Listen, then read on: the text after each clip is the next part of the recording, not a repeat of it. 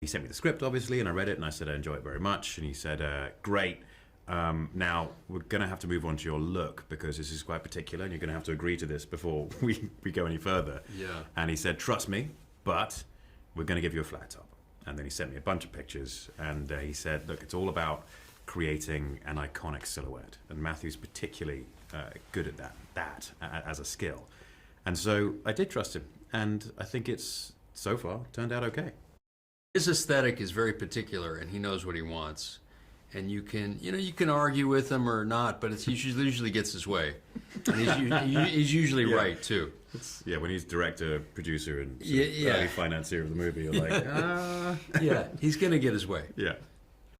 Henry and I were lucky enough to rehearse these fight scenes and a little bit of the dance stuff together. So we had this sort of be synchronized, although we could do our little spin on it. Yeah. But that was really fun to be able to have the time to do that. You know. Yeah, I think that was where most of the work which Sam and I did together came from. It was chatting about it during the stunt training, and also just working out how different our characters are. Yeah. Physically during that training as well. It also takes the burden off the fight in a way that it's not all on you. Yeah. That we're sharing the fight. So it frees you up a little.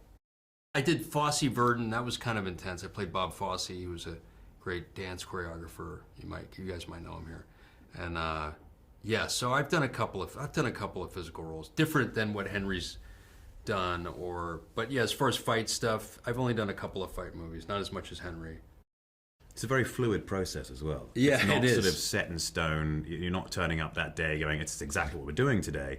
The chances are things will have changed. Yeah. Like we did a bunch of dance stuff as well, which never made it into the movie, or it did make it into the movie, but never made it to the cut. And on the day, things were changing. And I quite enjoy that process because it does keep things fresh. And you know that Matthew's not just sticking to something which he thought of 6 months ago. He's being constantly creative and constantly shifting and adjusting depending on how the movie's coming together. You need a good pop soundtrack for sure, and Matthew's really good at that. Yeah, no, that's very important. Charlie's Angels is a movie I was involved with, had an amazing pop soundtrack, you know. So that's vital for something like this, for a popcorn movie. I never read the James Bond books or anything, but it's an interesting genre for sure. Yeah. I think things like the various spy franchises which we know, including Kingsman, they all inform this kind of character, especially for me, because he's very much an idealized version of a spy. And so it's about taking all those things and then just dialing them up to 11, adding a bit of Matthew Vaughn color to the whole thing. And so yes, they are informative because ARGYLLE in particular, that's what he is. He's a product of all of these things.